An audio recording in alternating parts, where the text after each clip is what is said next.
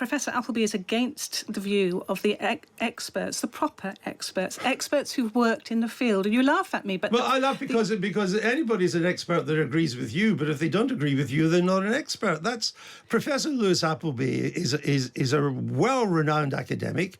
His study was thorough. He went through it. He chose the clinics that had been using puberty blockers. It was to test the claim of people like you that by not doing what you're doing, there will be more suicides. It's a perfectly legitimate thing for you to say and to be studied. And the facts did not stand up what you had said. Puberty blockers are in the news again. The UK is recruiting patients for a clinical trial. The government has made it illegal to give children drugs that delay the onset of puberty, but the NHS has given the go-ahead for a trial to establish the effect of puberty blockers on patients' brains, sexual development and bone health. Campaigners say it's experimenting on vulnerable children. Researchers should instead be focusing on the cohort of patients who've already been given these drugs. Helen Webberley is the founder of Gender GP. Its website says, skip the NHS's 5 to 10 year wait times, get gender-affirming medications in just 2 to 3 weeks. Helen Webberley joins me now. Welcome to the programme. Thank you for having me. Puberty blockers are now banned for youngsters under 18 in the UK. Do you help your patients get round that ban? The ban is in the UK. Gender GP is a global provider, and the ban is in the UK. UK patients are not able to get puberty blockers. They are on hold. They are stopped. But are you putting patients in the UK in touch with people who will prescribe puberty blockers to children in the UK? No, they're not allowed to. The ban has terrified parents. It's made children terrified. It's made parents terrified, and it's stopped access for these life-changing and life-saving medications for young people in the UK. But when you say on your website, the question, how can I get access to puberty blockers? Answer, you can take that recommendation to your doctor or to one of our partner independent prescribers. What does that mean? So we work with prescribers all over the world, but the UK young people are not able to get help from UK prescribers. But how do you know they're not? Do they take your prescriptions? Well, not my prescriptions, but it is the doctors that are able or not able to prescribe for people in this country, and the UK prescribers are not able to prescribe for young people in this country since Dr. Cass's intervention and ban. So you think that as a result of your work, no youngsters are getting puberty blockers that they shouldn't be getting? That's correct, yes. As a doctor, you specialise in transgender medicine. Other times, and it's a difficult subject and it involves young people too, a lot of the time. Other times when you think that you've made the wrong call, that if you had your time again, you would have made a different decision. I've met so many young people and families who are transgender themselves. I've heard so many stories. I've listened to their accounts from birth right through till older age, and I am 100% with the international experts, not the experts within the UK, because we don't have enough, we don't have any because of poor education, but the international medical expert opinion is that these drugs are necessary, they are safe, they are effective, and they help transgender people to live better lives. But that wasn't the conclusion of the Cass report, which is globally the most comprehensive study ever done. No, absolutely not globally the most comprehensive study ever done. What's a more comprehensive Well, one? if you have a look at the World Professional Association of Transgender Health, they released their Standards of Care 8 at the end of 2022. They took global medical research that has been happening for years and decades and This is pulled it all WPATH, together. is that right? WPATH, yeah. But when their files were released against their own will, it showed that oftentimes they confessed they didn't really know what they were talking about or who they were dealing with. They're not the authority of the Cass report. They absolutely are the authority over the Cass report. They are the world experts. Dr. Cass is not an expert in transgender health, and she never has treated a transgender patient. But WPATH is basically people who have skin in the game. They are people who are active in this. And as I say, when the files were revealed, it was not a pretty picture. The Cass report involved countless studies from around the world, global studies, involved many research centres, and included the study of 113,000 children. That's authoritative. The WPATH is the authority. And, to say that the WPATH physicians and experts are not authoritative is like saying that the cardiology experts from around the world are not. I didn't say they're not authority. I said that they didn't have the authority of the Cass report, and that, unlike Cass, they had skin in the game. I think that the fact that they have skin in the game is absolutely essential. They are treating patients every single day in their clinics, in their everyday work. Dr. Cass was heavily criticised in many, many ways for the way that she carried out that research project. Can you recall the youngest child that you've treated with puberty blockers? Puberty blockers are needed when people start puberty. So the earliest that children perhaps start puberty is 8 or 9 or 10, but you're dictated by when puberty starts, not by an age. Have you treated children 8, 9 or 10? Yes, absolutely. Your husband was struck off as a GP for prescribing puberty blockers to a child of 9. But from what you've said, you've done the same, and you probably don't think he was wrong to do that. I'm not here to talk about my husband's case. That's a separate case, and he's not here to talk about it. But you've been doing the same thing. But I've been prescribing in line with international clinical guidelines that are recognised in centres of excellence across the world for treating children, young transgender children. Do you feel an obligation to involve the parents? Oh, I wish that every single transgender child had supportive parents. And actually, in this field, the only ones that ever get to come forward for care are those with supportive parents. But some older teenagers who may not have the support of their parents and who have the ability to give informed consent on their own are perfectly able to give that, like in any other branch of medicine. But you'd be prepared to give puberty blockers, say, to an 11-year-old without parental consent or involvement? I think that's a very hypothetical question. 11-year-olds wouldn't be able to come forward to independently access care and probably wouldn't be able to, at that age, be able to give informed consent. So it's a hypothetical question.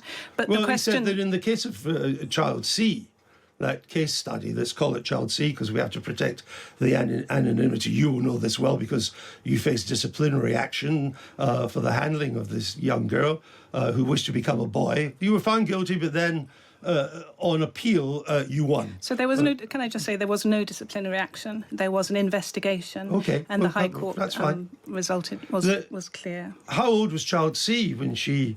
Child C was a boy, a transgender boy, and child C was, I think from memory, 9 when he came to see me with his mother. And started taking meds at 11? Started taking puberty blockers at age 10, yeah. And you're all right with that? It's that if child C had started puberty, and that's the aim of puberty blockers, is to stop puberty, press pause on it, and give time for reflection, stop those unwanted and life-threatening, life-changing pubertal developments that make a transgender life so difficult later on in life. When you made the decision to prescribe drugs to this 10, 11-year-old, you did so on the basis that the child could give informed consent to the process then underway. That meant that she needed to understand how an adult version of herself would feel about having children years down the road. How could that be possible for an 11-year-old? Well, this 11-year-old boy was able to understand the effects of that. And, we mustn't treat 11-year-old transgender children from any different from any other child who's going to undertake medical interventions or surgical interventions. So what are you saying? We can't do anything to an 11-year-old? What about cancer care, diabetes care, operations, heart care? We must be careful because YouGov and the study that the Gender GP did with Walnut have both said the public perception here is that there is discrimination against transgender people and children. And I think that's shocking in 2025. And what we need is education. This young girl who wanted to be a boy, she said she was adamant that she doesn't want children. And this was taken as a significant statement at the age of 10 or 11. I mean, nobody knows what they want at the age of 10 or 11 and tells us nothing about what they might be 15, 20, 25 years later. Because puberty You're blockers... taking that life away. Puberty blockers were given to this boy, not a girl, he was a boy. Well, it's a girl that wanted to be a boy, or wants to be a boy. It was a girl. Everyone thought it was a girl to begin with, and actually it turns out it was a boy, if we want to get our language right. But the thing is with puberty blockers is that they are completely reversible. So you can talk That's at contested. 11. It's That not is contested. highly contested. It is absolutely not contested. In proper medical evidence-based research, you stop that puberty blocker, the hypothalamus wakes up, and the testicles or ovaries wake up again. They are completely reversible. Except that the vast majority of those who take the puberty blockers, they can then go on to take cross-sex hormones, and that leaves them irretrievably changed, infertile, sexually impaired. That's not reversible. Well, gender-affirming hormones, which is what some people would call cross-sex hormones, but gender-affirming hormones is a far better term. They themselves... The majority of people go from puberty blockers to gender-affirming hormones because the diagnosis, if you like, is correct, because they are transgender. And gender-affirming hormones give you the secondary sex characteristics that align with your gender. How can you be so sure that an 11-year-old is sure that they're transgender? You have to meet them, and I think this is the thing that I have had the luxury, the pleasure, the honour to meet thousands and thousands of transgender children and their families. And when you have done that, you totally and utterly understand it. And that is why we need this visibility in this country today. We need people to be brave enough to be able to say, look at me, I am transgender. Please don't hurt me because I am. But this is me. And I've seen so many that I absolutely understand what it means to be trans. Do you support cross-sex hormones for young teenagers? Gender-affirming hormones should be used when that child or teenager, adolescent, is ready for the puberty that aligns with their gender identity. How young would you say that could be? Well, puberty starts at 8 or 9, or in people with ovaries, 11 or 12 in people with testicles. So then?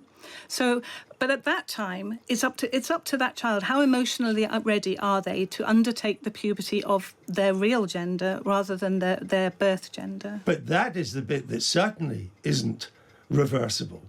And so you're letting kids, I mean, let's call them kids, age 10, 11, take medication which is irreversible. Well, that's right, isn't it? The changes of puberty are irreversible. And actually, if a cisgender child, a child that's not transgender, if they get to 14 and they haven't started puberty yet, we as doctors start getting very worried about that. And transgender children are no different. We need them to be in puberty, with their peers, with their friends, experiencing those body changes, the body development. They need to be doing that in line with everybody. But Child C changed her mind before it was too late. It was a lucky escape from the prescriptions from you. Child C was a boy, and Child C, was given puberty blockers. And the great thing about puberty blockers before hormones is it gives you a chance to see what's going to happen. It gives you a pause. It gives you time, which is what Child C benefited from greatly. We don't know where Child C is now. And the fact that Child C was able to say, can you pause my puberty? And then, actually, I'm not sure. And then, can you pause it in again? Time. Is really important. If she'd waited much longer, it could have been too late. I mean, Keira Bell is probably the most well-known detransitioner. She recalls, she says this, I was adamant that I needed to transition. It was the kind of brash assertion that's typical of teenagers. I mean, isn't it the job of adults and clinicians like yourself to understand that truth and focus on preventing young people from ruining themselves and mutilating themselves until they are old enough to really take a decision about their future, not encourage them at that age? Nobody's encouraging them. And, you know, the emotive words that you use, such as mutilation and sexual dysfunction in infertile, you know, these are words that we use to criticise, to try and withhold care from transgender people. But what you have to understand is that the risks and the dangers of withholding care are very clear. Why? Because the suicide rate, the self-harm rate, the rates of poor mental health, the rates of poor educational outcomes, poor life satisfaction scores, those are extremely well documented. Well, are they? Because the definitive study in this is Professor Lewis Appleby from Manchester University. And his study showed that when the puberty blockers could no longer be used by the Tavistock Clinic, and I think the Portman was another clinic, there was no increase in the suicide rate. Well, again, Professor Appleby is against the view of the experts, the proper experts who've worked in the field. And you laugh at me, but... Well, I laugh because anybody's an expert that agrees with you, but if they don't agree with you, they're not an expert. That's Professor Lewis Appleby is a well-renowned academic. His study was thorough. He went through it. He chose the clinics that had been using puberty blockers. It was to test the claim of people like you that by not doing what you're doing, there will be more suicides. It's a perfectly legitimate thing for you to say and to be studied. And the facts did not stand up what you had said. But people like me, medics like me, we go to the medical research and we look at the medical research, and the medical research for transgender children who are denied gender-affirming care is clear. There is a very high rate of suicide. Even one child suicide is too much. Of course, of course. But so why wasn't there an increase when the puberty blockers were stopped with those attending the Tavistock? I wonder why let's turn it around. Why are we using, why in the UK are we using people like Dr. Cass or Professor Appleby, who have no experience of working with transgender children or adults, to make these recommendations? And that's a question we have to ask. Where is our cohort of expertise within the United Kingdom? Do you make a lot of money out of the transgender business? I make a living out of the transgender business. Everybody has to make a living. Oh, I understand that, but it's quite expensive, isn't it? An upfront fee of £195, £65 for an information gathering service, £30 for a monthly subscription, 3-month course of puberty blockers, £265.